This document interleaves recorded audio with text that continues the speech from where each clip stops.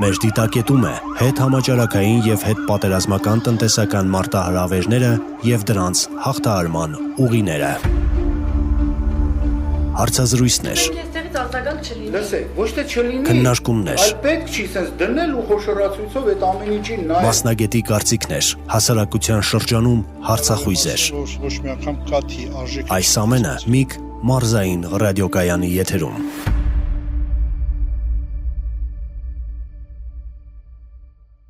Հետհամաճարակային և հետպատերազմական տնտեսական մարտահրավերները և դրանց հաղթահարման ուղիները Լոռու մարզում ծրագրի երկրորդ հաղորդումն է, որի շրջանակներում խոսելու ենք զբոսաշրջության մասին։ Իմ հյուրերն են տնտեսագիտական գիտությունների թեկնածու դոցենտ Արտյոմ Գրիգորյանը և Լոռու մարզպետարանի զարգացման ծրագրերի զբոսաշրջության և վերլուծության բաժնի պետ Հասմիկ Մկրտչյանը։ Ողջունում եմ ձեզ մեր տաղավարում։ Ողջույն։ Հայաստանն ըստ վիճակագրական կոմիտեի այս տարվա առաջին եռամսյակում զբոսաշրջիկներ է ընդունել աշխարհի տարբեր երկրներից, որոնց կազմում գերակշռում են Ռուսաստանի, Իրանի և Վրաստանի քաղաքացիները։ Մեծ թիվ են կազմում հատկապես արտերկրում ապրող, բայց Հայաստանի քաղաքացիություն ունեցողները։ Այդուհանդերձ զբոսաշրջիկների թիվը նախորդ տարվա առաջին եռամսյակի համեմատ կտրուկ կրճատվել է հասկանալի պատճառներով։ Հիշեցնենք, որ նախորդ տարվա առաջին երկու ամիսներին դեռևս համավարակը չէր տարածվել ու զբոսաշրջիկների էական հոսք էր նկատվում Հայաստան, բայց մարտից այն դանդաղեց, հետո նաև միանգամից սկսեց պակասել։ Ընդհանրապես, ինչ է զբոսաշրջությունը և ովքեր են համարվում զբոսաշրջիկներ։ Պարոն Գրիգորյան, խնդրում եմ անդրադառնաք այս հարցին։ Շնորհակալ եմ, ուզում եմ խորի շնորհակալությունը հայտնել այսչափ կարևոր թեմայով քննարկում կազմակերպելու համար։ Ասեմ, որ ընդհանրապես զբոսաշրջությունը դա այն կարևորագույն կոմպոնենտներից մեկն է համաշխարհային տնտեսության մեջ, որը ձևավորում է տնտեսական աճի, համախառն ներքին արդյունքի, նրանց արդյունավետության, ենթակառուցվածքների զարգացման ընդհանուր սխեման։ Երբ որ մենք նայում ենք, թե ովքեր են զբոսաշրջիկները, դրա համար կա հստակ տնտեսագիտության մեջ է ևս սահմանում, որ զբոսաշրջիկ է համարվում այն անձը, որը իր բնակության վայրից 24 ժամ ոչ պակաս 24 ժամը, ուրեմն հեռացել է իր բնակության վայրից եւ անընդմեջ 1 տարվա ընթացքում եղել է տվյալ իր բնակության վայրից հեռու հատվածում։ Դրանք համարվում են զբոսաշրջիկներ եւ ոչ աշխատանքային նպատակներով։ Եվ աշխատանքային, եւ ոչ աշխատանքային, ինչու՞ չէ, նա չէ որ մենք ունենք գործուղման հետ կապված եւ ընդհանուր բիզնես նպատակով նաեւ туриզմի տեսակ եւ բնականաբար հանգստի, առողջարանային ոլորտի, մշակութային օջախների այցելության, ինչը մեծ տեսակարգը շրջակայում զբոսաշրջության այդ ճյուղի մեջ նպատակներով։ Ուրեմն ուզում եմ մի փոքրիկ թվային տվյալ ձեզ ասել, որպեսզի դուք պատկերացնեք, թե նաեւ համաշխարհային տնտեսության մեջ որքան էական է զբոսաշրջության դերը։ Երբ որ մենք նայում ենք համախառն ներքին արդյունքը համաշխարհային տնտեսության, տեսնում ենք, որ օրինակ 2019 թվականին շուրջ 13% զբոսաշրջության կողմից տրված արդյունքն է եղել համաշխարհային, ուրեմն համախառն ներքին արդյունքում, որի արդյունքում եղել է 330 միլիոն աշխատատեղ։ Եթե մենք փորձենք զուգահեռներ անցկացնել Հայաստանի Հանրապետության հետ, Հայաստանի Հանրապետությունում շուրջ 19 թվականին 220 միլիարդ արդյունք է ստեղծվել զբոսաշրջության ոլորտից, ինչը կազմում է մեր համախառն ներքին արդյունքի գրեթե 3.4%։ Այսինքն միջազգային մակարդակներով որ համատում ենք 13 եւ 3.4 Հայաստանի Հանրապետությունը դեռևս շատ ձգտելու զբոսաշրջությունը զարգացնելու տեղեր ունի։ Իդեպ հարկ է նշել նաև, որ այդ նույն ժամանակահատվածում, երբ որ մենք խոսում էինք վերլուծական թվերը 19 թվականի հետ համատած, մինչ COVID-ի ուրեմն ի հայտ գալը, այդ ոլորտում մեզ մոտ 2018 թվականին Հայաստանի Հանրապետությունում եղել է 1,651,782 զբոսաշրջիկ, եկել են այդքան զբոսաշրջիկներ, 19 թվականին 1,994,377, սակայն 36,000 աշխատատեղ եղել է զբաղվածության մակարդակը ընդհանուր այդ ոլորտի 36,000, իսկ 18 թվականին 40,000։ Այստեղ պատկերացնում ենք, որ աշխատողների թվականի կրճատում է եղել, բայց զուգահեռաբար եղել է զբոսաշրջիկների շուրջ 14% աճ, 14-15% աճ։ Հետևաբար պիտի հասկանանք պատճառները ինչու է դա այդպես եղել, ինչու են մարդիկ աշխատատեղերը այդ ոլորտում կրճատել, ինչի կարիք ունեն, միգուցե մրցակցության ոլորտում գնագովացման խնդիրներն են պատճառները եղել, միգուցե մարդկանց ստանձնած պարտավորություններն են պատճառը եղել, դրա մասին մի փոքր ուշ կխոսենք։ Շատ լավ, շնորհակալություն, այո, մինչ կանդրադառնանք այդ հարցերին, Տիկին Մկրտչյան, իմ հերթական հարցը ուզում եմ ձեզ ուղղել, Լոռու մարզում զբոսաշրջության որ ճյուղերն են ավելի զարգացած եւ ինչով է դա պայմանավորված։ Նախ ողջունում եմ հաղորդաշարը, ինչպես գործընկերս նշեց, շատ կարևորում են հետպատերազմյան եւ հետկովիդյան ժամանակահատվածում ոլորտին անդրադառնալը, քանի որ իրականում լուրջ խնդիրներ ունեցանք այս ոլորտի հետ կապված։ Լոռու մարզը իր աշխարհագրական, բնակլիմայական, պատմամշակութային հարուստ ժառանգությամբ չի զիջում հայաստանյան որևէ մարզի, մենք շատ գրավիչ է մեր մարզը իր պոտենցիալ հնարավորություններով եւ զարգացման հնարավորություններով այսօր ամենաշատ զարգացած զբոսաշրջային ճյուղերն են դրանք արկածային զբոսաշրջությունը, պատմամշակութային, քիչ առողջարանային կասեմ եւ հիմնականում գյուղատնտեսական գյուղ զբոսաշրջությունը։ Շնորհակալություն եւ COVID-19-ի ազդեցությունները համաշխարհային տնտեսության, Հայաստանի եւ մասնավորապես Լոռու մարզի տնտեսության վրա ընդհանուր գծերով արդեն որոշակիորեն տեսանք նաեւ թե ինչ ազդեցություն է ունեցել զբոսաշրջության վրա եւ եթե խոսենք զբոսաշրջության վրա COVID-19-ի եւ հետպատերազմական ժամանակաշրջանի մասին, ինչպես անդրադարձան սրանք մեր հենց զբոսաշրջության վրա։ Եթե նեղ մասնագիտական արդեն անցնենք։ Երևի թե ես, շարունակեմ։ Հիմնականում բավականին կտրուկ անկում ապրեց զբոսաշրջիկների այցելությունը Լոռու մարզ եւ դա միանգամայն կրճատվեց ծառայությունների գինը, կրճատեցին ծառայությունների գինը եւ եկամուտները տնտեսությունների, սա շատ լուրջ հարված էր այդ փոքրիկ ծառայություններին եւ տնտեսություններին, մեր համար լուրջ խնդիր էր ծառայությունները ակտիվացնել եւ աջակցել բիզնեսին։ Խոչընդոտները բազմաթիվ էին, պետք է պահել անվտանգության խնդիրներ, առողջության հետ կապված հետպատերազմական շրջան նաեւ անձի անվտանգության պաշտպանության հետ կապված, մի խոսքով շատ լուրջ խնդիրներ ունեցանք այս նախորդ տարվա դժվարություններից հետո։ Շնորհակալություն եւ եթե խոսենք տնտեսագիտության տեսակետից, պարոն Գրիգորյան, այս անկումը թվի, զբոսաշրջիկների թվի անկումը ինչ ազդեցություն ունեցավ հենց Լոռու մարզի տնտեսության վրա, եթե նաեւ մասնավորեցնենք համաշխարհային խնդիրներ, բերեցին նաեւ Հայաստանում տնտեսական ճգնաժամ եւ եթե տեղայնացնենք Լոռու մարզի, այսա ինչպես ազդեց։ Տեսեք, տնտեսագիտության մեջ մի շատ հետաքրքիր չափանիշ կա, որ տվյալ երկրի զբոսաշրջության մրցունակության ինդեքս է համարվում եւ զբոսաշրջության ճանապարհորդության մրցունակության ինդեքսով մեր պոտենցիալ զբոսաշրջիկները կարողանում են որոշել, թե այդ երկիրը ինչ զարգացվածության աստիճան ունի զբոսաշրջության ոլորտում։ Ուրեմն ըստ այդ ինդեքսի 2000 հիմա խոսենք 19 թվականից հետո 20 թվականի մասին, երբ որ այդ լոկդաունը եղավ, 19 թվականին Հայաստանի Հանրապետությունը իր ուրախություն բոլորիս ինքը 79-րդ հորիզոնականում էր եւ դրան զուգահեռ ասեմ, որ մեր հարևան Իրանը 89-րդում էր այդ ժամանակ, Ադրբեջանը 71-րդ հորիզոնականում, Թուրքիան 43 եւ Վրաստանը 68-րդ հորիզոնականում։ Ինչ է ասում սա, ընդհանրապես այդ ինդեքսը գնահատվում է ենթաինդեքսների որոշակի մեկնաբանությունների արդյունքում։ Այսինքն ենթաինդեքսներից եթե մենք վերցնենք, մենք նայում ենք, որ օրինակ արդյունաբերության կամ արդյունավետ միջավայրի ստեղծման, ճանապարհորդությունների, զբոսաշրջության ոլորտի համար մշակված քաղաքականության, ենթակառուցվածքների, բնական եւ մշակութային ռեսուրսների, այսինքն որոնք են դրանք, թե տվյալ երկիրը անվտանգ է զբոսաշրջիկի համար, թե ոչ։ Արդյոք կա տվյալ երկրում բավարար ենթակառուցվածքներ, թե ոչ։ արդյոք տվյալ երկրում ճիշտ գնագոյացում է իրականացնում, թե ոչ, արդյոք տվյալ երկիրը մատչելի է զբոսաշրջիկի համար եւ չվերթների առումով եւ կեցության հյուրանոցային տնտեսության առումով, թե ոչ, ինչ նախասիրություններ եւ ինչ ծառայություններ է մատուցում տվյալ երկրում, արդյոք տվյալ երկիրը տեղեկատվական տեխնոլոգիաներով հարուստ է, թե ոչ, այսինքն զբոսաշրջիկը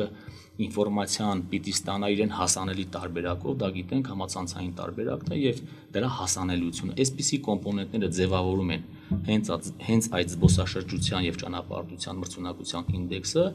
որով Հայաստանի Հանրապետությունը 79-րդ հորիզոնական եղավ։ Իդեպ 18 թվականին, եթե չեմ սխալվում, 84 կամ 85-րդ հորիզոնականում էր։ Այստեղ մենք պիտի կարողանանք այս կոմպոնենտը պահել, տեսեք, տեղի ունեցավ շատ չարաբաստիկ մի բան, չէ՞, համաշխարհային այդ համավարակը, որը որ բռնկվեց ամբողջ աշխարհով մեկ եւ պետությունները դարձան սահմանափակ, փակեցին ընդհանուր օդային տրանսպորտը, ցամաքային տրանսպորտը եւ դրան զուգահեռ պիտի այստեղ պետական ճիշտ քաղաքականություն իրականացվի, որպեսզի մենք կարողանանք պահել մեր մրցունակությունը, հետագայում նաև չփակելով այն տնտեսությունները, որոնք ունեն պարտավորություններ եւ որոնք ունեն խնդիրներ այդ ընթացքում լուծելու, չփակվեն ուղղակի, որովհետեւ ես նշեցի, որ իրենք ահռելի ճյուղ են կազմում մեր համախառն ներքին մաս են կազմում համախառն ներքին արդյունքում եւ ընդհակառակը պիտի կարողանանք մեր երկրի նման երկիրը, որը որ ծովային ինչ-որ ռեկրեացիոն գոտիներ չունի, պիտի կարողանանք մեր բնության, մեր հյուրասիրության, մեր մարդասիրական մոտեցումների նկատառումներից ելնելով մեր պետությունը դարձնել առավել գրավիչ։ Մի օրինակ ասեմ, երբ որ մենք խոսում ենք համաճարակների մասին կամ խոսում ենք ընդհանուր 2009 թվականին, դուք կհիշեք, տեղի ունեցավ համաշխարհային տնտեսական ճգնաժամը, մի փոքրիկ վերլուծությամբ ասեմ, որ այդ ժամանակ զբոսաշրջիկների թիվը կրճատվեց ընդամենը 4%-ով, բայց այս գլոբալ, նա էլ էր գլոբալ խնդիր ուղղակի եկամուտների մասով, սակայն սա արդեն չի կարելի համեմատել այդ ճգնաժամի հետ, սա ֆինանսական կարողություն չէ, այլ առողջական խնդիր է, այստեղ շուրջ 30-ից 35% անկում ապրեց այդ ոլորտը։ Իսկ 30-ից 35% երբ որ անկում է ապրում տվյալ ոլորտը, սա արդեն գալիս է պետական ճիշտ քաղաքականության կիրառման անհրաժեշտություն է առաջանում այդտեղ եւ օրինակի համար ասեմ, որ մեր բոլոր այն համաշխարհային այն պետությունները, որոնք որ ռեկրեացիոն գոտիով զբոսաշրջությամբ են ապահովում իրենց հնայի մեծ մասը, նրանք այսօր ահավոր դեմպինգային քաղաքականություն են իրականացնում։ Լսած կլինեք, կարող է նաև ձեր ընկերների շրջապատում լինեն այդպիսի դեպքեր, երբ որ մարդը գնում է ընդամենը 7-10 օր հանգստանում է Արաբական Միացյալ Էմիրություններում, Եգիպտոսում, գնում հանգստանում են $500-600, այդ թվում նաև տրանսպորտային ծախսերը, հյուրանոցային բոլոր կեցության ծախսերը ներառյալ գումար է կազմում։ Դուք փորձեք հիմա գնացեք Ծաղկաձոր հանգստանալու եւ ընդամենը $500-600 կվճարեք 2 օրվա համար, 2-3 օրվա համար։ Սա ճիշտ մոտեցում չէ, բայց ես չեմ մեղադրում այստեղ տնտեսվարողներին, որովհետև տնտեսվարողներն ունեն իրենց գնային քաղաքականությունը։ Մենք չգիտենք իրենք ինչ վարկային պարտավորություններ ունեն, մենք չգիտենք իրենք ինչ ծախսերի առջև են կանգնած։ Այ օրինակ հետկովիդյան ժամանակաշրջանում, երբ որ մեր հյուրանոցային տնտեսությունը ամբողջությամբ փակվեց, հանրային սննդի օբյեկտները փակվեցին, արգելվեցին դրանց գործունեությունը, ճիշտ է, պետք է նշել, որ պետական որոշակի ծրագրեր եղան, բայց դա վերաբերվեց ընդամենը աշխատողների մասին եւ աշխատողների աշխատավարձի 1-2 ամսվա փոխհատուցում եղավ պետության կողմից։ Իսկ բանկերը, որոնք որ մարդիկ ունեն ստանձնած պարտավորություններ, ընդամենը առաջարկվեց, որպեսզի իրենց վճարումները հետաձգվի, սակայն մեծ խնդիր ունենք այստեղ Նարինե ջան, որ այնուամենայնիվ պետք է վճարեին, չէ՞, ինչքան էլ հետաձգեին այդ վճարումները, պետք է վճարվեն։ Խոսքը հենց դրա մասին է, այստեղ պետք չի, որ մարդկանց վճարվելիք գումարը հետաձգեն, եթե ինքը տվյալ ժամանակահատվածի համար եկամուտ չի ունեցել, չի աշխատել տվյալ տնտեսվարող սուբյեկտը, ապա հաշվարկված տոկոսադրույքները հետագայում բեռ է լինելու գնային քաղաքականության կիրառման առումով, թե ոչ։ Այսինքն մարդը պարտավորություն ունի եւ ավելին պիտի վճարի եւ չաշխատած ժամանակահատվածի համար նույնպես պիտի վճարի։ Այստեղ ես կարծում եմ, որ պիտի պետությունը կարողանար առևտրային բանկերի հետ ընդհանուր ծրագրեր իրականացնել, որպեսզի կարողանային սուբսիդավորեին մարդկանց տոկոսադրույքները, ոչ թե հետաձգեին, այլ ընդհանրապես այդ տոկոսադրույքները չհաշվարկվեր։ Այո, սուբսիդիաները ավելի ճիշտ քաղաքականություն կդիտարկեն։ Ոչ թե 2 ամսվա համար ընդհանրապես աշխատողների աշխատավարձ տրվեր, դա 2 ամիս տրվեց, բայց արդեն մենք ունենք գրեթե 1.5 տարվա ճգնաժամ այս վիճակում։ Այդ դեպքում պետությունը գրախի առաջ կկանգներ այս դեպքում։ Նայնե ջան, ուրեմն հենց դա է կոչվում դեմպինգային քաղաքականությունը։ Ընդհանրապես պետությունը այս ոլորտում դեմպինգ կիրառելով հետագայում պիտի ունենար այդ ոլորտը չկորցնելու հավանականություն։ Բայց դուք ո՞նց եք պատկերացնում, եթե հիմա պետությունը նախ գրախի առաջ չէր կանգնի, որտեղ ես ասացի, որ ընդհանուր ՀՆԱ-ի 3-4% է կազմում այս ոլորտը, բայց այս ոլորտը ունի այնպիսի պոտենցիալ եւ Հայաստանի Հանրապետության բնակլիմայական, ռելիեֆային, ընդհանուր մարդկանց վերաբերմունք, տեսեք հարցումներ գոյություն ունեն, որ ընդհանուր նամանավանդ Հայաստանի Հանրապետությունը, երբ որ ինքը ունի մեծ առանձնահատկություն, մեծ սփյուռք ունի, ճիշտ է, ընդհանուր զբոսաշրջիկների 69%-ը չեն կազմի սփյուռքահայեր, այլ եղել են տարբեր երկրների ներկայացուցիչներ, միայն մնացած մասն են կազմի մեր սփյուռքահայերը, մենք կարող ենք մեծ պոտենցիալ կիրառել, օգտագործել եւ սփյուռքահայերի մոտ եւ դրսից եկող տվյալ զբոսաշրջիկների մոտ մեծ պահանջարկ առաջացնել դեպի Հայաստանի Հանրապետությունը։ Նամանավանդ, երբ որ հարցումները ցույց են տվել, որ այդ զբոսաշրջիկները ճնշող մեծամասնությունը 90%-ից ավելին հարցումները, երբ որ 3 կետով դրված էր, կգաք թե չեք գա կամ հավանաբար կգամ կամ չեմ գա, այդ հարցադրումներ դրված, զբոսաշրջիկների 90%-ը ասել է, որ անպայման կգան, այսինքն իրենք իմպերատիվ դրել էին դա, որ անպայման կգան։ Միայն մնացած մասն են ասել, որ երևի կգամ եւ այդ զբոսաշրջության մեկ տեսակ գոյություն ունի մեզ մոտ ժամանցային զբոսաշրջություն, այդ ժամանցային զբոսաշրջության հարցվող շրջանակներում 10%-ներ պատասխանել, որ ոչ չեն գա։ Մնացածը բոլորը ցույց է տալիս, որ զբոսաշրջիկը, որը որ եկավ Հայաստանի Հանրապետություն,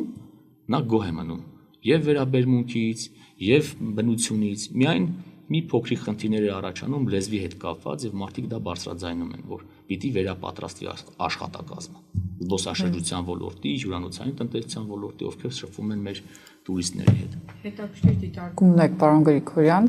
ասենք հայաստանյան իրավիճակի հետ կապված, բայց կարծում եմ ոչ միայն Հայաստանում է խնդիրը եղել, ամբողջ աշխարհում իրականում այդ տենդենսը կար եւ տնտեսությունը մանավանդ հայաստանյան տնտեսությունը ճկուն չէր կոնկրետ քաղաքականություններ իրականացնելու եւ կանխելու կոնկրետ պանդեմիայի չեզոքացման հետևանքների հետ կապված, այն ինչ կարողացել է անել կառավարությունը կոնկրետ այդ պահին, միգուցե հնարավորությունների շրջանակն է եղել դա եւ կարծես թե փորձենք դիտարկել մյուս երկրներում, կոնկրետ ավելի զարգացած երկրներում նույն խնդիր ունեցել են եւ եվրոպական երկրները կոնկրետ չեն կարողացել դիմակայել պանդեմիայի հզոր թափին այնտեղ էլ շատ լուրջ խնդիրներ են եղել եւ Ֆրանսիան եւ բոլոր երկրները, որոնք թե գրեթե իրենց բնակչությունից ավել տարեկան զբոսաշրջիկ են ընդունում իրենց երկիր։ Այսինքն այդ պանդեմիան իրականում շատ լուրջ ազդեցություն ունեցավ ամբողջ համաշխարհային տնտեսության վրա։ Հետևաբար մենք փոքր երկիր լինելով եւ փոքր տնտեսություն ունենալով մեր մոտ ավելի զգայուն պիտի լիներ այդ հարվածները։ Շնորհակալություն, մենք խոսեցինք դեմպինգի մասին, պարոն Գրիգորյան, ինչ է դեմպինգը եւ արդյոք դա միակ տարբերակն էր զբոսաշրջությունը փրկելու, հա,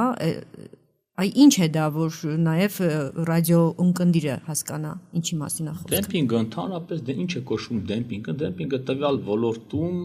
ոլորտը փրկելու համասինքն տվյալ ոլորտում վնասով աշխատելով մյուս ոլորտի շահութաբերությունը տվյալ ոլորտի վնասը փոխհատուցելու մի տարբերակ է դեմպինգը դա է կոչվում այսինքն հետ կապված այո այսինքն եթե տեսեք ես օրինակ ճիշտ է համարում եմ որ բոլոր դա համաշխարհային ընդհանուր վիճակներ եւ ավելի գերզարգացած երկրները հանգեցին այդ խնդրի առջև եւ դրանց հաղթահարումն էլ կարծես թե իրենց բնակչության տեսանկյունից անարդյունավետ էր նույնիսկ զարգացած երկրներում իրականացում այստեղ պայքարի COVID-ի դեմ պայքարի միջոցառումների մասին չեմ ես խոսում եմ այդ ժամանակահատվածում տվյալ ոլորտը պահելու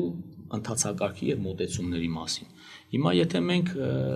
այսպես բարձի թողի թողնենք խնդիրը ասում եմ կայանում անալու որ պետք է անպայման պետական միջամտությունը լինի։ Իդեպ պետությունը 2018 թվականից, երբ որ կհիշեք ընտանեկան ձեռնարկություն հասկացություն կար, երբ որ մինչև 18 միլիոն շրջանառության շեմ ունեցող տնտեսվարողները ազատվում էին հարկերից, միայն այդ իրանց 6500 դրոշմանի շներարյալ հարկն էին տալիս եւ 74 թվականից բարձր ծնվածների համար տալիս էին սոցվճարները, 20 թվականից դրա շեմը դարձավ 24 միլիոն եւ կոչվեց միկրոձեռնարկատիրություն։ Այստեղ եւս ես համարում եմ շատ կարեւոր քայլ այս ոլորտի համար, որովհետեւ նոր սկսնակները, ովքեր որ այդ հնարավորությունը չունեն եւ հարկային պարտավորությունների իրականացման մասով եւ այլ ազատ դրամական միջոցների ներգրավման մասով, այդ մասով պետությունը նաեւ աջակցության տարր տվել է տվյալ ոլորտին։ Իդեպ դա ոչ միայն տվյալ ոլորտին է վերաբերում, նաեւ զբոսաշրջությունից դուրս բոլորը, ովքեր որ միկրոձեռնարկությամբ են զբաղվում ոչ զբոսաշրջային ոլորտում, նույնպես կարող են զարգանալ պետություն։ Դա կարևոր քայլերից մեկն էր։ Բայց այստեղ խոսքը ոչ միայն փոքրերի մասին է կամ նոր սկսնակների մասին է, կան խոշոր ընկերություններ, ովքեր իրոք ֆինանսական կռախի առջև կարող են կանգնել։ Մարդիկ ունեն իրենց ծրագիրը, իրենց զարգացման տեսլականը եւ արդյունքում ստացվում է, որ այդ լոկդաունը, որը որ չգիտես ինչ օդից եկավ ընկավ, այսպես ասած, եւ մարդիկ իրենց հաշվարկներում չէին կարող կանխագուշակել դա։ Շատ կարեւոր է նաեւ երկրի ներքաղաքական վիճակը, արգելի Նարինե։ Երկրի ներքաղաքական իրավիճակը ոչ միայն զբոսաշրջության, ոչ միայն առհասարակ տնտեսության կարևորագույն ներդրումային միջավայրի ապահովման կարևորագույն բաղադրիչներից մեկն է հանդիսանում։ Ոչ մի ներդրող խոշոր ներդրումով չի գա այնպիսի երկիր, որտեղ կան պառակտումներ, որտեղ կան մարդկանց մոտ, չգիտեմ, մեկը մեկին չհասկանալու հմտություններ։ Այո, ցանկացած խնդիր եւ ինչպես մեր տնտեսվարողները զբոսաշրջության բիզնեսի ոլորտի ներկայացուցիչներն են ասում, իրականում շատ նուրբ է այս ոլորտի, այս բիզնեսը, իրենք եւս խոսում են այդ մասին։ Դուք ներկայացրեցիք տարիների կտրվածքով, հա, թե զբոսաշրջության վիճակը, ես ուսումնասիրություն եմ ուզում ներկայացնել 19, 20 եւ 21 թվականների առաջին եռամսյակի հետ կապված եւ իսկապես անկումը զբոսաշրջիկների թվի անկումը ահռելի մեծ թիվ է կազմում։ Օրինակ ըստ Հայաստանի վիճակագրական կոմիտեի տվյալների 2019 թվականի առաջին եռամսյակում Հայաստան է ժամանել 364,000 զբոսաշրջիկ։ 20 թվականի նույն եռամսյակում զբոսաշրջիկների թիվը կազմել է 308, իսկ 21 թվականին ընդամենը 86,000։ Սա լուրջ անկում է եւ տվյալները վկայում են, որ Հայաստան այցելած զբոսաշրջիկների գերակշիռ մասը հանգրվանում են նաեւ ոչ հյուրանոցային, այլ հարազատների ու բարեկամների տանը, այսպես է նաև հաշվարկվում եւ միայն 15-20%-ն են հանգրվանում հյուրանոցներում։ Այստեղ հյուրանոցային բիզնեսն էլ լուրջ խնդիրներ է ունենում։ Մեր լրագրողը խոսել է հյուրանոցային համալիրներից մեկի, Լոռու մարզում գտնվող հյուրանոցային համալիրներից մեկի տնօրենի հետ։ Այժմ լսենք հարցազրույցը։ Էլա Ղամբարյան, Թեժլարհանգստյան տան գլխավոր տնօրեն։ Այս պահին հիմնականում գերակշռողն ու նույնիսկ կարելի ասել 100%-ը ներգնատուրիզմն է։ Ասենք անցյալ տարիներին այս նույն ժամանակահատվածում արտերկրից բավականին մեծ թվականակով հյուրեր են ունեցել տուրիստների խմբեր։ Այս տարի հատուկեն ռուս տուրիստներ, որոնք հավանաբար Թուրքիայի սահմանը փակելուց հետո ինչ որ իրենց մայիսյան տոներն այստեղ անցկացրեցին։ Ճնշող մեծամասնությունը հայեր են։ Եթե անհատ հյուրեր են եղել, իրենք գալիս են հիմնականում booking ամրագրման համակարգի միջոցով, on-line համակարգի ամրագրումների, եթե խմբեր են լինում, արդեն տուրիստական ընկերություններն են ուղղորդում իրենց։ Հանրապետության բոլոր տուրիստական գործակալությունների հետ մենք աշխատել ենք, մեծ տուրիստական գործակալություններ եղել են, ովքեր հենց արտերկրից բերող տուրիստների հետ են աշխատել։ Հիմա հավանաբար ճնշող մեծամասնությունը չի աշխատում։ Ցավոք սրտի կարծում եմ լավ չի ներկայացված Լոռին։ Ինքը բրենդ չի, հա, ասենք ինչպես օրինակ Ծաղկաձորն է ներկայացված եւ արդեն տուրիստներն էլ հենց հայերի միջոցով ավելի այնտեղ են գնում Դիլիջան, մի քիչ տեղաշարժ կա, բայց կարծում եմ Լոռու մարզն ավելի մեծ հնարավորություններ ունի, շատ ավելի մեծ թվականակով տուրիստներ գրավելու համար։ Հենց միայն բնությունը եթե վերցնենք, պատմամշակութային արժեքների մասին չեմ խոսում, բնությունը միշտ զարմացնում է, միշտ հետաքրքիր է իրանց համար, ըստ իս լավ չենք ներկայանում։ Լուրջ աշխատանք ունենք անելու այդ ուղղությամբ։ մենք սոճիների փոշոտման մեր հանգստյան տան տարածքում էլ է իրականացվում, լինում է մենք գովազդ ենք դնում, հա, Facebook-ով, որպեսզի հյուրերը տեղյակ լինեն, որ նման բան կա, շատ հաճախ զանգում են, ասում են դուք դե պարկի մոտ եք, ասում ենք չէ, մենք բավականին հեռու ենք, բայց այս հանգստյան տունը հենց սոճիների անտառի մեջ է տեղակայված։ Բավականին աճ նկատվում է անցյալ տարիների համեմատ։ Զանգում են, ասում են, գիտենք, որ ձեզ մոտ փոշոտում է լինում, երբ է սկսվելու։ Այս տարի որոշակի հետաքրքրության աճ եղել է, մտածում եմ նախորդ տարիների աշխատանքի արդյունքն է եղել, բայց դեռ շատ բան ունենք անելու։ Հիմնականում դա աշխատակազմը տուժեց։ Մարդիկ մնացին առանց աշխատանք, մանավանդ COVID-ի 1-2 ամիսը նախ սկզբնական, որ կարելի ասել մարտի սկզբից փակվեցինք մինչև մայիսի 1-ը, երբ արդեն կառավարությունը որոշակի մեխանիզմներ մշակեց հյուրանոցային տնտեսությունների աշխատանքը կարգավորելու համար, թույլ տվեց։ Նոր մայիսի 1-ից սկսել ենք աշխատել, ստացվեց, որ մարդիկ այդ ժամանակահատվածում չէին աշխատում, առանց աշխատանքի մնացին, որովհետև շատ մեծ թվով ամրագրումներ ունեինք դրված հոկտեմբեր ամսվան, հոկտեմբեր-նոյեմբերին բոլոր ամրագրումները դուրս են եկել, ասենք ուրախանալու ժամանակը չէր, իսկ մարդիկ հանգստյան տուն գալիս են ինչ-որ ասենք կորպորատիվ առիթներ նշելու այդպես մեծ թվականակով շատ ամրագրումներ են դուրս եկել, որոնց գումարները մենք ստիպված հետ ենք վերադարձրել, որովհետև հասկանում ենք, որ արտակարգ իրավիճակ է ստեղծվել, մարդիկ էլ մեղավոր չեն, որ ստիպված են լինում ամրագրումներ հանել։ Որոշակի ճիշտ ֆինանսական քաղաքականության արդյունքում գումարներ կային խնայված, որոնք կարողացանք պահել, որովհետև պատերազմի ընթացքում չփակվեցինք, ի տարբերություն COVID-ի, փորձում ենք աշխատակազմին գոնե ինչ-որ գրաֆիկով կանչել աշխատանքի։ Մի քանի հյուր, 2-3 հոգի այդպես լինում էր, մարդիկ գործուղման էին գալիս կամ չգիտեմ ինչ, բացարձակ մինուսով ենք աշխատել, մեր խնայողությունների հաշվին փորձել ենք պահենք ստաֆը։ Ու հույս կար, որ ամեն ինչ շուտ կկարգավորվի, իր տեղը կընկնի, ստացվեց մեծ դժվարությամբ, բայց ստացվեց։ Մենք լուրջ խնդիրներ ունենք մեր ճանապարհների հետ, եւ քաղաքի ներսում Վանաձորում, եւ մենակ մեր մոտ եկող ճանապարհը լուրջ վերանորոգման կարիք ունի։ Եթե սկսեցին տուրիստներ գալ, լուրջ խնդիր է դառնալու մեզ համար, որովհետեւ վատ ճանապարհով այդ մեծ ավտոբուսները չեն կարողանում անցնել։ Հետևաբար մենք տուրիստներ կկորցնենք, որոնք ուրիշ տեղ կգնան, արդեն ուրիշ մարզ կգնան գիշերելու, ասենք ուրիշ հյուրանոց, քաղաքը պետք է բարեկարգ լինի, ասենք իմաստային չի բերել,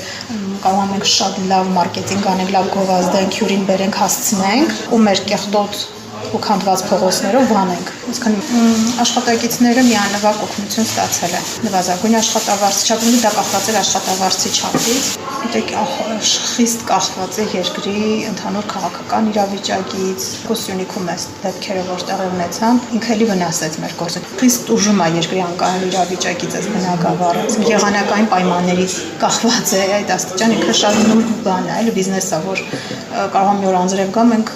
հյուրեր չունենանք, ասենք ամրագրումներ մարդիկ նայում են, բայ եղանակը լավը չի, չենք գալիս, որ չմնաց ավելի գլոբալ խնդիրներ առաջանան։ Ինքը ճիշտ ասած մինչև պատերազմը եւ COVID-ը բուրըն տեմպերով էր աճում։ Մենք տարից տարու վրա զգում էինք, որ մենք առաջ գնացինք, առաջընթաց եղավ, հյուրերի թիվն ավելացավ։ Կարծում եմ մենք ունենք մեր հաճախորդը, մարդը, որը նախընտրում է հյուրանոցը եւ ավելի թանկ է վճարում, քան հյուրատան համար, ինքը գիտի, որ իրեն սպասարկելու են, սնունդը պատրաստելու են իր համար, մաքրելու են,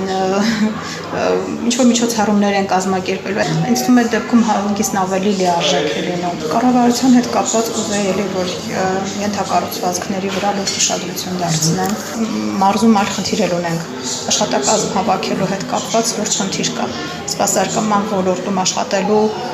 փորձ չունեն։ Շատ հաճախ Երևան են գնում լավ կադրերը, այնտեղ ավելի բարձր վարձատրվող աշխատանք են գտնում։ Աշխատակազմ հավաքելը բավականին խնդրահարույց է հիմա դարձել։ Ասենք սովորական մատուցող գտնելը լուրջ խնդիր է։ Հարցազրույցից պարզ է դառնում, որ զբոսաշրջության ոլորտում որքան էլ մարդիկ ջանում են, միևնույնն է գույները ավելի գորշ են երևում։ Լոռու մարզում զբոսաշրջության որ ճյուղն է ավելի շատ տուժել հետ-քովիդյան եւ հետպատերազմական շրջանում եւ հակառակը, որ ճյուղում այդ ծանր էտապները իրենց կնիքը չեն դրել, եթե կան այդպիսիք, հարցը եմ Տիկին Մկրտչյանին։ Շատ լավ, ուրեմն գրեթե ամենատուժելի ոլորտը դա ներգնա զբոսաշրջությունն է եղել եւ հիմնականում մեր տնտեսվարողը ճիշտ նշեց հյուրանոցային ծառայությունների կտրուկ կանգում է նկատվել։ Խնդիրը նրանում է, որ տնտեսվարողները իրենք պատրաստ չէին անվտանգության խնդիրներ կարգավորել հենց սկզբում, ինչպես պետք է դա կարգավորել, ինչպես պետք է իրականացնել մարքեթինգային քաղաքականություն եւ հիմնականում դրա հետ մեկտեղ պետք է ասեմ, որ ավելի շատ ներքին զբոսաշրջությունը սկսեց ակտիվանալ, միտեղ բացական արդյունք ունենք, մյուս տեղում դրական արդյունք ունենք, այո լորին այսօր շատ գրավիչ է եւ անկեղծորեն մեր բնավ կլիմայական պայմանների հետ կապված միգուցե ունենք խնդիրներ, ունենք նաեւ ենթակառուցվածքային խնդիրներ, բայց պետք է հասկանանք, որ պետական աջակցության ծրագրերով շատ կարճ ժամանակահատվածում չենք կարող ամբողջությամբ լրացնել այդ բացը։ Կոնկրետ 17 թվականից մինչ այժմ իրականացվում են կոնկրետ սուբվենցիոն ծրագրեր, որոնք հենց նպատակաուղղված են համայնքների տնտեսական, սոցիալ-տնտեսական զարգացման, դրանց ենթակառուցվածքների բարեկարգման խնդիրները լուծելու ուղղությամբ եւ այսօր բավականին շատ միջոցառումներ են իրականացվել կոնկրետ 17 թվականից եթե հաշվարկենք գոնե որ 21 թվականին մենք ունենք 120 սուբվենցիոն ծրագրային առաջարկներ համեմատեմ նախորդ տարիներից գրեթե կրկնապատկում են սուբվենցիոն առաջարկները դրանք համայնքների եւ պետական համաֆինանսավորմամբ իրականացվող ծրագրերն են այստեղ մենք մեծ տեսնում ենք նաեւ տնտեսվարողի մասնակցությունը եթե տնտեսվարողը խնդիր ունի որ իր ենթակառուցվածքների մասով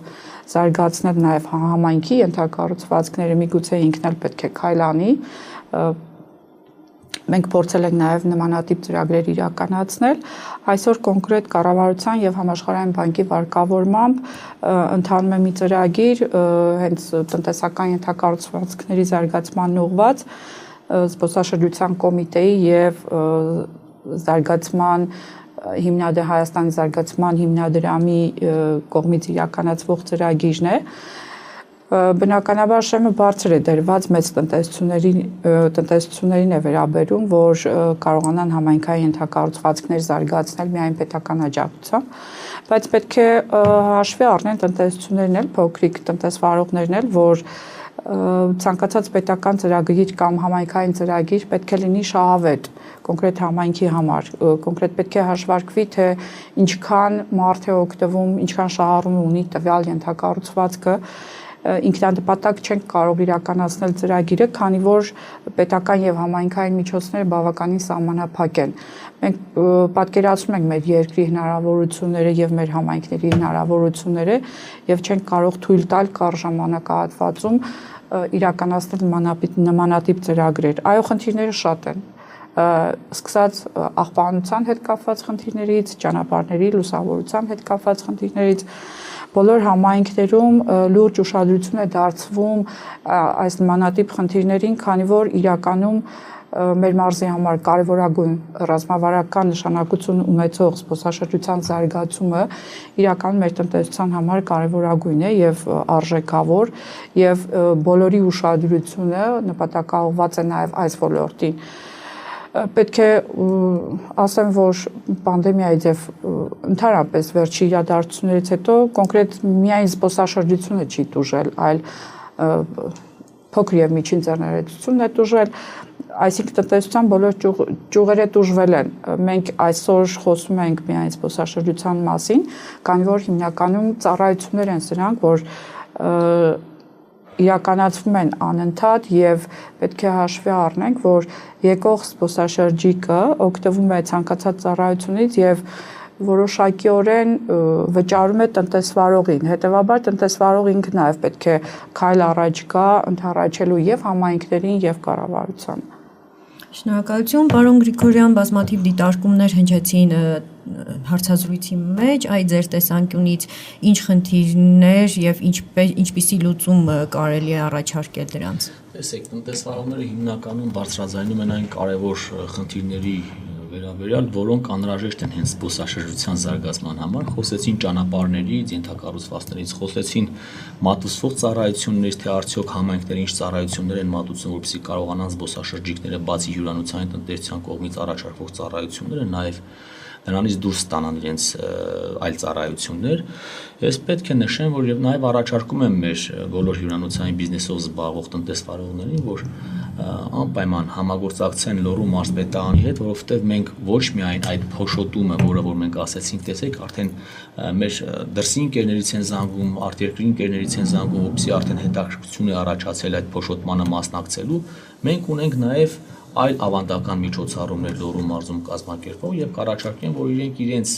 տարվա գրաֆիկը կազմելիս անպայման այդ միջոցառումները հաշվի առնեն։ Մասնավորապես ունենք երկար տարիներ արդեն իրականացվող Լոռվա ձմեռ հասկացությունը, որը փետրվար ամսին ենք իրականացնում չնայած եղանակային պայմանների։ Ունենք Տեառն ընթառաջի տոն, ունենք ռաֆթինգի ֆեստիվալի տոն, որը 2020 թվականից մայիսի 30-31-ը Խորովածի փառատոն։ Այո, հայկական խոհանոցում օգտագործվող բույսերի տոնակատարություն ունենք, Հապալասի փառատոն ունենք, Վարդավառի արարողություններ ունենք, Ծաղկի տոն, մի խոսքով արդեն իմ գործընկերը նշեց Խորովածի տոն, Բերքի տոն եւ ամենակարևորներից նաեւ մարզ կենտրոնում իրականացվող դա Վանաձորի օր տոնակատարություններն են։ Մենք հիշում եմ, երբ որ քույր քաղաքների ներկայացուցիչները մեզ մոտ էին, հյուրընկալվել էին մեզ, ես իրենց այդ խանդավառությունը նաեւ ոչ միայն մեր հյուրերի շրջանակում, այլ հյուրանոցներում արտերկրից եկած հյուրերը, երբ որ մասնակցում էին, զբոսաշրջիկները մասնակցում էին այդ տոնակատարությանը, բավականին ոգևորված էին, որ չհետաքրքիր միջոցառումներ են կազմակերպվում։ Կառաջարկեմ, որ անպայման իրենց այդ միջոցառումների ծրագրերը կազմելիս համապատասխան ամիսներին զուգահեռ իրենք նաև նկատի ունենան այս Լոռվա մարզում իրականացվող միջոցառումների, փառատոների նաև շարքերը։ Եվ խոսել Լոռվա մարզի զբոսաշրջությունից, չխոսել Վանաձոր քաղաքի իրականությունը։ Դրա արդյունքում մենք պետություն համայնք սուբվենցիոն ծրագրերի արդյունքում ունեցանք Շարլ Ազնավուրի անվան այգու վերանորոգումը, ունեցանք արդեն երիտասարդական այգին վերանորոգվեց դիմաց թաղամասի, Արցախ պուրակը մեր վերանորոգվեց, մեր հայքի հրապարակը վերանորոգվեց իր գեղեցիկ շատրվաններով, Տարոն 4 եւ Տարոն 2-րդի այգիները վերանորոգվեցին, այսինքն այն վայրերը, որտեղ որ զբոսաշրջիկներ կարող են գնալ, տեսնել, զվարճանալ, օգտվել ծառայություններից, մենք փորձել ենք այդ ուղղությունները պահել։ Բացի դա նաեւ զբոսաշրջիկներ կան, որոնք մշակութային ուրեմն ոլորտն են սիրում եւ մշակութային ոլորտի հետ կապված եւս քայլերով անմասն չենք մնացել, որովհետեւ սուբվենցիոն ծրագրերի շրջանակներում մենք մեր Կերպարվեստի թանգարանն ենք վերանորոգել, Հռաչյա Կլեկչյանի անվան մշակույթի տունն ենք վերանորոգել, Հրանտ Մաթևոսյանի անվան գրադարանն ենք վերանորոգել, այսինքն այն բոլոր ենթակառուցվածքները, որը անհրաժեշտ է մեր զբոսաշրջիկին ժամանցի վայրերով, մշակութային վայրերով, այգիների հետ կապված կամ ընդհանրապես գեղագիտական հաճույք ստանալու հետ կապված ապահովելու մենք փորձում ենք քայլ առ քայլ գնալ դրան։ Բայց կարծում եմ, որ այս ամենը բավարար չէ եւ Վանաձորը վերջապես պիտի ունենա իր բրենդինգը եւ Վանաձորը պիտի ունենա այն կարեւոր մի վայրը, որ պիտի զբոսաշրջիկը ասի ինչու է գնալու հենց Վանաձոր, որպեսզի իր ժամանակը անցկացնի։ Մենք հենց դրա վրա աշխատում ենք, ճիշտ է, կար այդպիսի ներդրումային ծրագիր, որը ցավոք սրտի կյանքի չկոչվեց, դա գիտեք հայտնի այդ ճոպանուղու ոլորտի ներդրման մասին էր խոսքը, որը բոլորս ուրախացել ենք, որ վերջապես կլինի այդ կարևորագույն ներդրումը, որտեղ ասեմ ուսումնասիրությունները ցույց են տվել, որ Վանաձորը կարող է լուրջ մրցակից լինել տարածաշրջանում որպես այդպիսի туриզմի զարգացման հետ կապված Նարինե ջան։ Կարծում եմ, որ կգա ժամանակ, որ կհայտնվեն այդ ներդրողները եւ կյանքի կոչվի այդ մեր ծրագիրը եւ Վանաձորը վերջապես կրճակվի այնպիսի քաղաք, որ իր զարգացման տեսլականը միայն պիտի տեսնի մաքուր բնության, ռեկրեացիոն գոտիների ավելացման եւ վերջապես այդ առումով նաեւ տնտեսական ակտիվության գործակցի բարձրացման կարևորագույն օրը։ Շնորհակալություն, այ դուք խոսեցիք այո Տիկին Մկրտչյան, ես ուզում եմ հենց ձեզ ուղղել հարցս, պարոն Գրիգորյանը խոսեց բազմաթիվ ենթակառուցվածքների մասին, բայց մեր հարցազրույցների ժամանակ, երբ մենք խոսում էինք տնտեսվարողների հետ, զբոսաշրջությանը, բիզնեսում ակտիվ անձանց եւ դրանով զբաղվող մարդկանց հետ, նրանք նշում էին, մատնանշեցին նրանցից մի մասը, որ մարզպետարանի կայքում կա մարքեթինգի բաժին, այսինքն դա աջակցում է նաև իրենց բիզնեսին, այ ինչ եք անում այս ուղղությամբ եւ մարքեթինգը ընդհանրապես ինչ դեր ունի զբոսաշրջության զարգացման գործում եւ ձեր ներդրումը ու ձեր գործունեությունը այս առումով։ Անկեղծորեն մարզպետարանը, քանի որ տարածքային կառավարման գործառույթներ է իրականացնում, մենք փորձել ենք պաշտոնական կայքում եւ Facebook-յան մեր ինտերնետային սոցիալական համացանցում փորձել ենք ներգրավել բոլոր դերակատարներին զբոսաշրջության, այսինքն նրանք մեր տեսադաշտում են, մեր պաշտոնական եւ այն տեղեկատվությունը, որ ստացվում է ընդհանուր մինչև միջազգային կառույցներից, փորձում ենք փոխանցել մեր բոլոր տնտեսվարողներին, նրանք մեր դաշտում են, նրանց տեղեկատվությունը մենք տարածում ենք, հնարավորին բոլոր միջոցներով, այդ թվում նաև վերջերս տեղի ունեցավ օրինակ Երևանում Ճանաչիր Հայաստանը խորագրով տուրիզմի էքսպո ցուցահանդես, որտեղ մենք գրեթե 150-ից ավել տնտեսվարողների տվյալներ եւ տեղեկատվություն ենք փոխանցել եւ Երևանյան եւ հայաստանյան մյուս մարզերի այցելուներին։ Մեր խնդիրը հետեւյալն է՝ ճանաչել լոռին։ Մենք աշխատում ենք դրա վրա բոլոր հնարավոր միջոցներով, կոնկրետ միջազգային կառույցների հետ այս պահին համագործակցում ենք, ասեմ ի ուրախություն, պարոն Գրիգորյան, այսօր Եվրոմիությունը հետաքրքիր մի ծրագրի առաջարկ է փոխանցել մարզպետարան, մենք փորձել ենք բոլոր համայնքներին տեղեկացնել դրա մասին, Եվրոմիությունը մշակույթի համար եւ հատուկ դրամաշնորհային պրոյեկտներ են առաջարկում հենց եվրոպական ֆինանսական միջոցներով մշակել համայնքների 15000 եւ ավելի բնակչություն ունեցող համայնքների մշակութային ռազմավարություն, որը որ հենց հարում է կոնկրետ զբոսաշրջությանը, որտեղ մենք իրականում խնդիր ունենք մեր մշակույթը նաև գովազդելու, ավելի տեսանելի դարձնելու։ Մենք խնդիր ենք դրել հիմնականում արդեն 4 տարի է, խնդիր ենք դրել բոլոր զբոսաշրջիկներին 2 եւ ավելի օր պահել լոռիում։ Մեր հիմնական գերնպատակը դա է եւ ցանկացած մարքեթինգային միջոց, գործիք մենք օգտագործում ենք հատուկ դրա համար։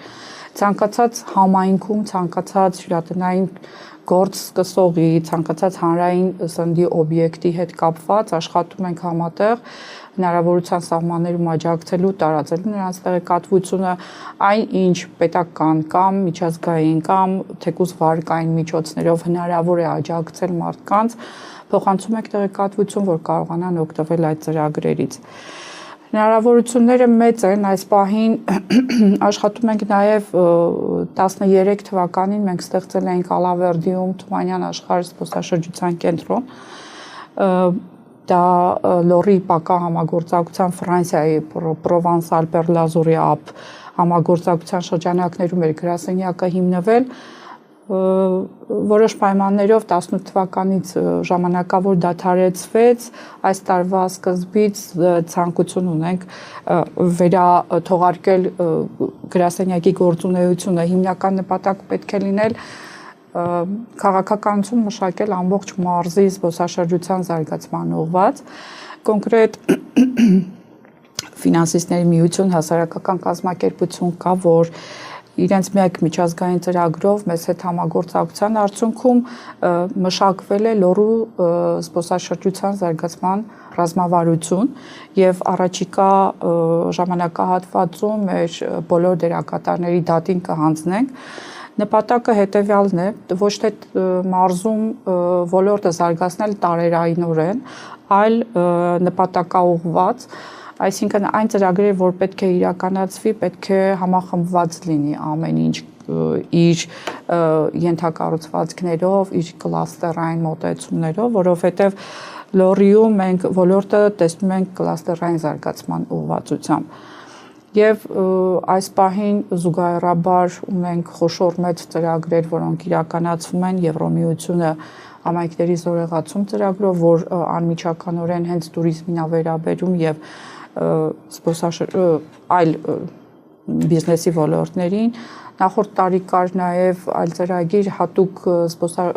Եվրոմիությունը զբոսաշրջության համար, կոնկրետ այս տարվանից մեկնարկվում է գերմանական GIZ կազմակերպության հետ հյուսիսային մարզերում զբոսաշրջության ուղղված ծրագրերի միջոցառումների իրականացում մեծ ֆինանսական աջակցությամբ 3 մարզերի համար՝ Շիրակ, Լոռի, Տավուշ, մենք պետք է փորձենք այն մասը չմնանք եւ հնարավորինս կարողանանք ներգրավել միջոցառումների շարք մեր մարզում։ Շնորհակալություն եւ փորձենք լսել մեր հաջորդ հարցազրույցը այս անգամ արդեն հյուրատնային բիզնեսով զբաղվող տնտեսվարողի հետ։ Նարին Եղազարյան, արդեն 3 տարի է շուրջ զբաղվում եմ օրավարձով առանձնատան եւ բնակարանների տրամադրման։ Այս տարի արդեն մի փոքր դարձել է կարծես թե հյուրատուն, նաեւ տուրեր եմ առաջարկում մեր բնակարաններում, մեր հյուրատներում բնակվողներին։ 2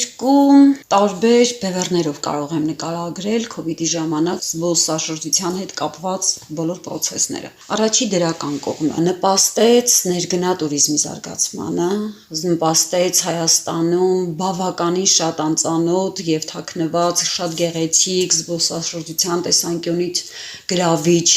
վայրերի հայտնաբերմանը, գովազդմանը, տարածմանը, եթե ես ինքս իմ վրա էլ վերցնեմ, ես ինքս էլ Հայաստանում շատ քիչ էի շրջագայել եւ հենց այդ ճանապարհների փակ լինելը COVID-ի ժամանակ նպաստեց, որ ես շատ վայրերում եղա Հայաստանում եւ նաեւ տարածեցի ինֆորմացիան, վարակիչ եղավ նաեւ այդ ամենը եւ դա նպաստեց գոնե ինչ որտեղ ներգնա туриզմի զարգացմանը,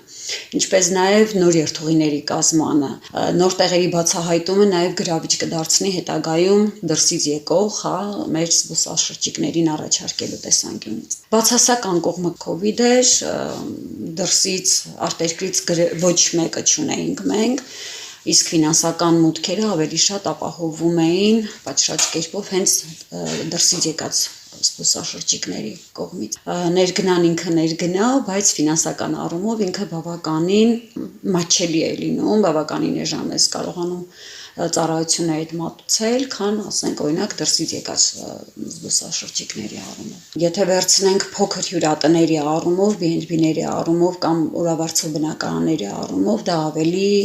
ձեռնտու է։ Ներսի Հայաստանի բնակիչները կարողանում են իրենք ինքնուրույն կազմակերպեն իրենց առօրյան, իրենք իրենց մեքենաներով կարող են շրջագայել, շատ քիչ է լինում, որ օգտվում են ընդհանուր տուրերից, իսկ արդեն արտերկրից եկածները արդեն բնականաբար բոլոր ծառայություններից սկսում են օգտվել եւ վճարել համապատասխան։ Դժվարին իրավիճակում էր հայտնվել Հայաստանը եւ COVID-ի պատճառով զարգացման առումով,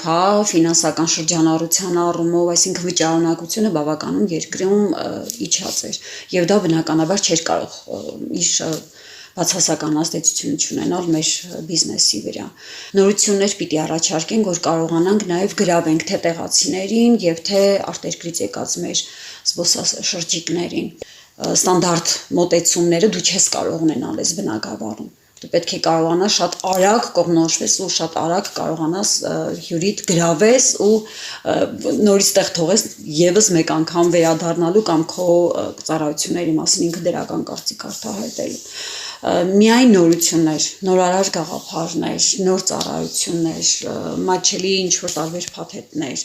տուրեր առաջարկես միգուցե եւ հետը, որ կարողանաս նաեւ գրավես նրանց։ Համագործակցությունը պարտադիր է այս բնակավարում, որովհետև հաճախորդները տարբեր են, պահանջները տարբեր են։ Ընտանիքներով երբ գալիս են, իրենց ձեռնտու է, որ իրենք վերցնեն ավելի մատչելի տարբերակ, վերցնեն մի ամբողջական տուն եւ իրենց 7-8 հոգանոց ընտանիքով գան հանգստանան։ Իսկ եթե 7-8 հոգանոց ընտանիքով գնան այնպիսի տեղ, օրինակ հյուրանոցային համալիրներ կամ B&B-ներ, դա նրանց վրա բավականին թանկ է նստում եւ ֆինանսական առումով եւ արդեն թեկուզ ազատ ժամանցի եւ անկախության առումով։ Այստեղ իրանք իրենց տանն են զգում։ Հիմա զգում եմ զարգացման տենդենց։ COVID-ի ժամանակ բնականաբար շատերը ժամանակավորապես փակվեցին, բայց հիմա չեմ կարող ասել, միգուցե ես չգիտեմ, բայց իմ տեսադաշտում համենայն դեպս ինչքան որ ես տեղյակ եմ, ինչքան որ ծանոթ եմ, փակված ու այդպես էլ լուծարված կազմակերպություն կառույց հյուրատուն չեմ տեսել։ Բոլորն էլ փորձեցին ինչ որ ձևով ամեն մեկ ինչ որ մի տարբերակ գտավ գոյատևելու։ Բնականաբար փակվեցին երկար ժամանակով, որտեղ այնտեղ եւ հիգիենիկ պայմաններ պիտի ապահովեն եւ այնտեղ ֆինանսական միջոցների խնդիր կար, ամեն ինչ փակվեցին, բայց հիմա արդեն սկսում են վերաբացվել, սկսում են վերանորոգվել, սկսում են ծառայությունները թարմացնել իրենց, ամեն մեկ ինչ որ մի ճանապարհ գտավ։ Մինչ փորձում ենք կոവിഡ് հաղթահարենք, հիմա էլ պատերազմ, հիմա արդեն էլի նորից քայքայված տնտեսություն, էլի ֆինանսական ճգնաժամ, ամեն ինչ է ազդում է հյուրատնային բիզնեսի վրա։ Ուղղակի ամեն մեկը ինչ որ մի ձևով պիտի ճանապարհ գտնի։ Ստեղծարար պետք է լինի, դա շատ խիստ անհատական է սա։ Մեխանիզմ չկա, որ դու դա վերցնես ու տարածես բոլորի վրա։ Ամեն մեկը իր յուրատիպ, իր ինքնուրույն ճանապարհով փորձում է հաղթահարի։ Տենդենս կա, զգացվում է, եթե սկսենք նույն այգիներից, արդեն բավականին շարժ նկատվում է։ Նույնիսկ այն շատրվաները, երբ դու փորձում ես դրան գեղեցիկ ձևով մատուցել սոցկայքերում, անմիջապես արձագանք ստանում ես, ահա գնանք Վանաձոր, ես ինչ բանը տեսնելու։ Այսինքն գրավչությունը փորձում է պահպանել համենայն դեպս Վանաձորը, եթե Վանաձորով ասեն։ Լոռու մարզով էլ, այնտեղ բուսաբանական այգի կա, օրինակ, հա, որը որ 1.5-2 ամիս ամբողջ Հայաստանին գրավում է դեպի Իրան, բայց նույն այդ նույն սոճուտը, նույն փոշոտումը մենք ունենք եւ Վանաձորում եւ օրինակ Թեժլերում, բայց նույն կարգով դա չի գովազդվում, բայց այդքան մարդ կարողանում է հասնել Գյուլաքարակի դենդրոպարկ, բայց օրինակ Թեժլեր եւ Վանաձորի բուսաբանական այգու իրանք չեն լինում, չգիտեն։ Օրինակ նոր բիզնեսներ գիտեմ, որ զբոսաշրջային ոլորտում զարգանում են, օրինակ ռաֆտինգը, հա, ինքը շատ սիրուն բան է, ինքը նորություն է, գրավում է, մի քիչ ադրենալին, համենայն դեպս շարժը կա։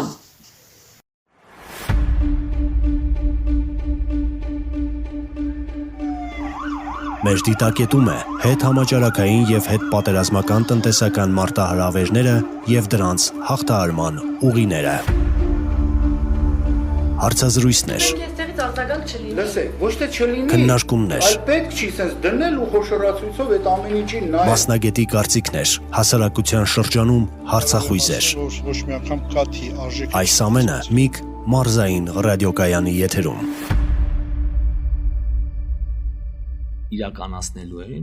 իրենց կողմ քաշելու քաղաքականություն։ Այսինքն ցանկացած զբոսաշրջիկի, ցանկացած ներդրողի այս լոկդաունից դուրս գալու համար պիտի լինեն բազմաթիվ առաջարկներ, գրավիչ առաջարկներ իհարկե նկատի ունի։ Պիտի մենք փորձենք, որ այս ամենից հետո տեսեք որքան կարող են պարտավորությունների մեջ հայտնված լինել մեր, ասում ենք, հազիվ գոյատևել, չէ՞։ Իսկ առաջարկում են, որ զբոսաշրջիկներ ներգրավելու հետ կապված լինենք բավականին զգոն եւ ուշադիր։ Ոչ միայն զբոսաշրջիկների, ցանկացած ներդրողի, գումար ծախսողի, ով պիտի գա մարզ, քաղաք, հանրապետություն, չգիտեմ որտեղ, պիտի ատամներով պահենք այդ մարդկանց, որպեսզի մենք կարողանանք մեր տնտեսությունն աշխուժացնենք։ Չասենք դե լավ, հիմա այս մարդը եկել է, եկեք այսքան հաշվենք, սննդի օբյեկտը թանկ հաշվի, ծառայությունը թանկ մատուցվի, այդ մարդիկ պետք է գնան եւ այդ ամենը ռոպագանդեն բոլոր տեղերում։ Պիտի կարողանանք նորից եմ կրկնում, որքան հնարավոր է այդ մարդկանց պահենք մեզ մոտ։ Եվ հետ բերենք նաև։ Իհարկե, եւ նաև հետ բերենք, չէ՞ որ ցանկացած մեկ հաճախորդ ինքը կարող է ցանցային մարքեթինգի արդյունքում դառնա մեզ համար գովազդանող, անվճար գովազդանող այդ մարդիկ անձնավորություն։ Պիտի փորձենք գոհ մնալ, ոչ թե ասենք դե մեր խնդիրները շատ են եւ այդ խնդիրները մենք փորձենք հաղթահարենք կարճ ժամանակահատվածի համար։ Ոչ, պիտի մտածենք նաև հետագայում, լավ, այդ անձնավորությունը ընդունենք տվյալ տնտեսվարողի ծառայությունից այլևս չօգտվեց։ Բայց մենք չենք կարող ասել, չէ՞, արդյոք նա մյուսից կօգտվի, թե ընդհանրապես Հայաստանի Հանրապետությունում առաջարկվող ծառայություններից չի օգտվի։ Հետևաբար պիտի լինենք բավականին զգոն, որտեղ աշխարհում մեծ մրցակցություն է ձևավորված այս պահին։ Ասեմ նաև հետևյալը, որ հավատացած եղեք, որ համայնքի կողմից, Վանաձոր համայնքի կողմից, կարծում եմ նաև մարզպետարանի կողմից բոլոր անհրաժեշտ քայլերը իրականացում են, որպեսզի մեր զբոսաշրջիկները իրենց բարեկեցիկ զգան։ Այ Եվրոմիությունից խոսք գնաց, մենք հիմա Եվրոմիությանը ինչի համար իմ խորին շնորհակալությունն եմ հայտնում նաև Եվրոմիության մեր գործընկերներին, համայնքների միությանը։ Մենք մի ծրագիր ենք իրականացնում, այդ փուլում ենք Վանաձոր, Լեհական Պիլա եւ Գյումրի քաղաքների հետ մեկտեղ 4 միլիոն եվրանոց Վանաձորի մասով 4 միլիոն եվրանոց ընդհանուր 4 միլիոն եվրանոց ծրագիր ենք իրականացնում, որտեղ մենք պետք է ձեռք բերենք 5 ավտոբուսներ, այսինքն իրենք լինելու են էկոլոգիապես մաքուր էլեկտրական ավտոբուսներ պիտի լինեն, աղբարկղների, աղբի տեսակավորման աղբարկղներ պիտի դնենք, աղբի վերամշակում ենք փորձում իրականացնենք, որտեղից ստանալու ենք պլաստիկ եւ այդ պլաստիկը օգտագործենք որպես սալիկներ։ Այսինքն ծրագրերը կան, Եվրոմիության հետ շարունակական են այդ ծրագրերը եւ մենք փորձելու ենք այդ ծրագրերով ավելի գրավիչ դարձնել մեր քաղաքը։ Հետևաբար միակողմանի չի լինում։ Համայնքը անի, մարզպետարանը անի, բայց դրան զուգահեռ նաև պիտի տնտեսվարողը այդ կամացանկությունը ունենա։ Եվ մեր տնտեսվարողների հետ, ես նորից եմ կրկնում, պիտի մենք ակտիվ աշխատենք։ Մեր տնտեսվարողը շատ ճիշտ նշեց փոշոտման հետ կապված, որ թեժ լեռան հովտում նույնպես կա այդ հնարավորությունը, բայց այդ մարքեթինգի բացակայության պատճառով ճիշտ մարքեթինգ չի կիրառվում եւ բնականաբար բոլորը արդեն սևեռվել են դեպի յուլակարակ։ Ճիշտ է, մեր մարզում է, սակայն մենք բոլորս պիտի փորձենք մրցակցություն իրականացնենք այդ ոլորտում։ Չենք ասելու, գիտես ինչ, այն մի համայնքում մեկա կա, ոչ, եթե մենք բոլորս մեր համայնքի տնտեսվարողները փորձեն իրենց ծառայությունները դիվերսիֆիկացնել եւ ծառայությունները դիվերսիֆիկացնելով մեծ քանակությամբ զբոսաշրջիկներ ներգրավել, հետեւաբար մենք կունենանք արդյունք։ Ուզում եմ նաև խորին շնորհակալություն հայտնել մեր GIZ-ի ընկերներին, որտեղ Վանաձորը եւ Ռեգի երկրամասային շրջանը նույնպես համագործակցում են տուրիզմի, համագործակցում են աղբահանության, վերամշակման եւ մի շարք այլ process-ներում։ Իմ խորին շնորհակալություն եմ հայտնում ճիշտ խորհրդատվական, ճիշտ տեղեկատվություն տալու համար եւ մեր տարածքային առանձնահատկություններին համահունչ դարձնելու համար նաեւ գերմանական փորձը։ Շնորհակալություն, պարոն Գրիգորյան, եւ խոսելով Լոռու մարզում զբոսաշրջության մասին, անտեսենք մեր հզոր հնարավորություններից մեկը, ինչպիսին է օրինակ առողջարանային զբոսաշրջությունը, դա իհարկե սխալ կլինի։ Մենք խոսել ենք նաեւ մեր մարզում հայտնի առողջարանի տնօրենի հետ, եկեք լսենք նաեւ այդ հարցազրույցը եւ ընդհանրապես արդյոք առողջարանային հանգիստը եւս համարվում է զբոսաշրջություն, լսենք։ Աշոտ Ամիրյան, Վանաձոր Արմենիա առողջարանի բուժական գծով տնօրեն։ Առողջարանը ինքն իրանով մեծ հզոր կոմպլեքս է ներկայացնում, երևի թե խոշորագույնն է Լոռու մարզում, թե իր պոտենցիալով, թե իր ներկա հզորություններով։ Առողջարանը վերջերս 2 տարի առաջ է վերանորոգվել հիմնովին։ Մինչև COVID-ը վերանորոգվել է իհարկե մեծ սպասումներով, բայց խոչընդոտ եղավ մեծ COVID-ը, հաշվի առնելով կարանտինային այդ հակահամաճարակային նախապայմանները եւ հենց ինքն իրեն վախը COVID-ից, այսինքն այցելությունների քանակը բավականին նվազեց, ել չասեմ արտերկրից եւ Ռուսաստանից մեր հյուրերի մասին, այդ COVID-յան հետևանքները ուսումնասիրելով, մենք մշակեցինք մի բուժական համակարգ, որը բավականին արագ նպաստում է, որ հետ-COVID-յան այդ բոլոր բարդույթները կապված մկանային ցավերի, կապված առանձին արտահայտված տարբեր սիմպտոմների, որովհետև գիտենք, որ COVID-ը ինքն իրանով դեռ միջև վերջ չբացահայտված հիվանդություն է, ուստի մենք ունենք տարբեր տիպի սիմպտոմներ, որոնք տարբեր մարդկանց մոտ արտահայտվում են յուրովի։ Մենք մշակել ենք այդ կոմպլեքսը, որը նպաստում է օրգանիզմի դիմադրողականության բարձրացմանը, առանց դեղորայքի, միայն բնական միջոցներով եւ առողջարանի յուրահատուկ բուժական պրոցեդուրաներով։ Նույն հիմնականներից նշեմ, հիմնականներից դա մեր տորֆն է, ինչպես ժողովրդի մեջ ասում են ցեխաբուժությունը, կիրառվում է միայն մեր առողջարանում եւ ունի իր մատուցման, իր օգտագործման սպეციფիկան, որին տիրապետում է միայն մեր առողջարանի աշխատակազմը։ Երկրորդը դա մեր լոռի հանքային ջուրն է, դա պարաֆինն է եւ տարբեր ֆիզիոթերապևտիկ սարքավորումները, դեպ ասեմ մենք նոր ենք ձեռք բերել նոր լոգախցիկներ, մեզ մոտ բացվել է գալոկամերա, այսինքն ժողովրդի մեջ ասված այդ աղի սենյակը, այս ամբողջ կոմպլեքսը ինքը մտնում է հենց այդ հետ-COVID-յան բարդույթների վերացման համար։ Ինչի եմ հետ-COVID-յան բարդությունների մասին շատ խոսում, որովհետև շատ ակտուալ թեմա է ինքը այսօր, բայց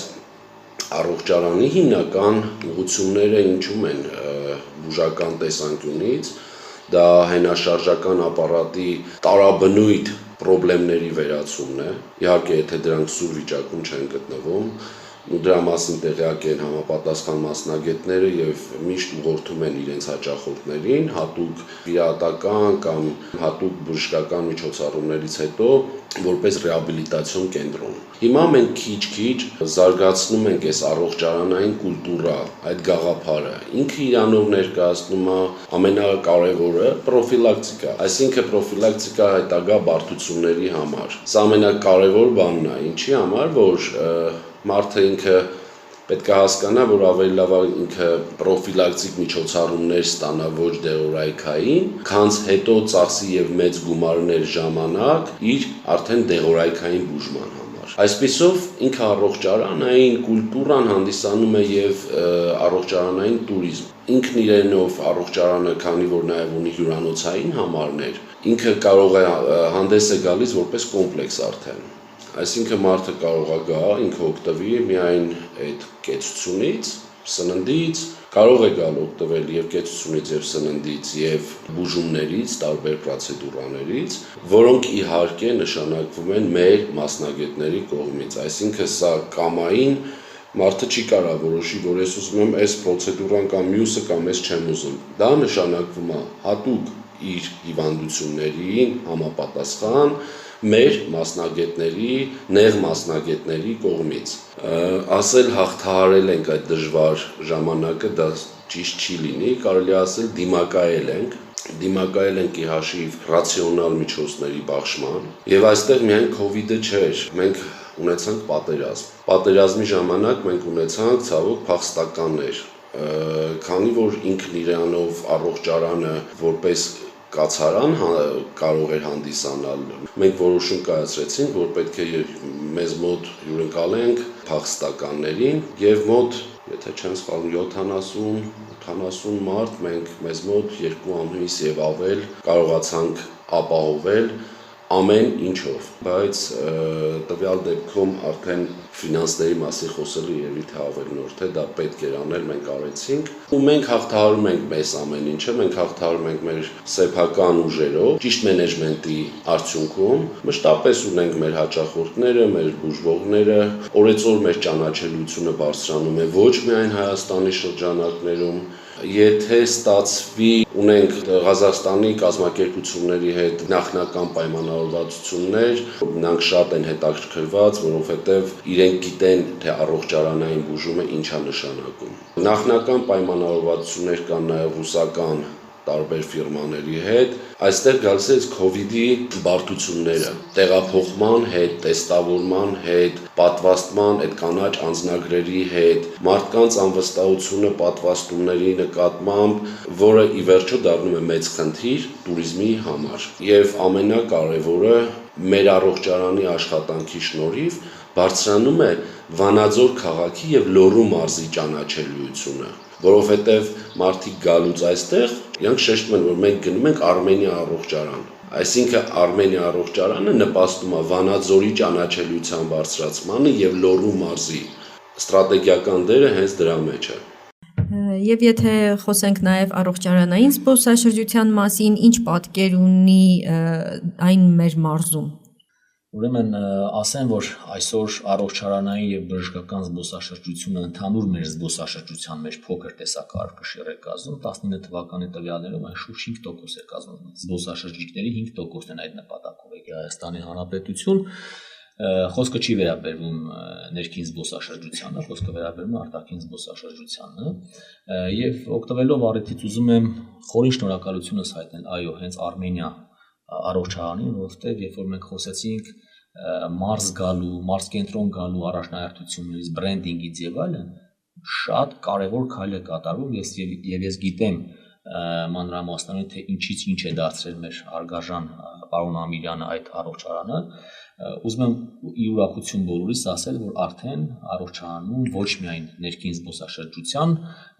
նշույլներն են նկատվում, այլ նաև նկատվում են արտաքին զբոսաշրջության մեծ հոսքեր եւ հետեւաբար սա շատ կարեւոր կոմպոնենտ է, որովհետեւ այդ զբոսաշրջիկները երկրորդ, երրորդ ունենք նաև չորրորդ տարին են գալիս այստեղ եւ իրենց հետ բերում են նաև իրենց ընկերներին, իրենց խորհուրդ տված անձանց եւ այլն, սա շատ կարեւոր նշանակություն ունի նաև մարզի առողջարանային զբոսաշրջության զարգացման հետ կապված, իսկ ինչ մնում է մնացած առումներով, որ նորից եմ կրկնում, մենք մեր տնտեսվարողների հետ կապված համայնքային խնդիրների լուծման հետ կապված միշտ ասել ենք պատրաստական ենք եւ պատրաստ ենք ցանկացած հարցում աջակցել, որպեսզի մեր գեղեցիկ քաղաքը, մեր գեղեցիկ մարզ կենտրոնը եւ վերջապես նաեւ մեր մարզը, մեր Տիկին Մկրտչյանի ղեկավարած նաև ուրեմն այդ բաժնի աջակցությամբ եւ օժանդակությամբ կարողանանք դարձնել գրավիչ եւ մրցունակ Հայաստանի Հանրապետությունում եւ նրա տարածքներից դուրս։ Եվ եթե ամփոփելու լինենք զբոսաշրջությունը հետքովիդյան եւ հետպատերազմական շրջանում այսօր ինչ տենդենց է զգացվում Լոռու մարզում, ինչ ունենք։ Ես պետք է սիրով ասեմ, որ զբոսաշրջությունը մեզ մոտ բավականին լայն թափով ընթանում է, զարգանում է, աճում է եւ ավելին ասեմ, այսօր կոնկրետ բազա ենք թարմացրել տնտեսությունների քանակի, շուրջ 200 տնտեսություն արդեն ձևավորված ունենք։ Դա խոսում է նրանից, որ մեր տնտեսվարողները եւ ընդհանրապես բնակչությունը արդեն հասկացել է, որ դա եկամտաբեր բիզնես է, բիզնեսի տեսանկյունից եւ հյուրընկալելու մեծ ցանկությունը մարդկանց, որ Լոռին հյուրընկալ է եւ պետք է հյուրընկալի զբոսաշրջիկներին թափով զարգանում է։ Ես ուրախ եմ այդ թիվը հրապարակել, որովհետև իրականում մենք ինքներս ուրախանում ենք, չհաշված որ արկածային զբոսաշրջությունը, կոնկրետ ռաֆտինգը հայաստանյան իրականության մեջ դա միակն է մեր մարզում եւ այսօր գրեթե մեր արկածներ փնտրող զբոսաշրջիկների համար ամենահետաքրքիր ճյուղերից մեկն է դարձել եւ կարծում եմ դա ամենալավ սեզոնն է այսօր եւ բոլորին հրավիրում եմ ռաֆտելու։ Շնորհակալություն, մաղթենք զբոսաշրջությանը զարգացումներ մեծ տեմպերով։ Հիշեցնեմ, որ Միգ մարզային ռադիոյի եթերում զբոսաշրջություն թեմայի մասին էինք խոսում, ձեզ հետ էր Նարինե Մաթևոսյանը, կհանդիպենք։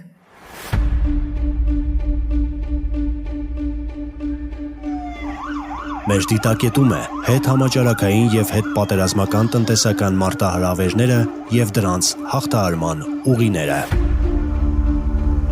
Հարցազրույցներ։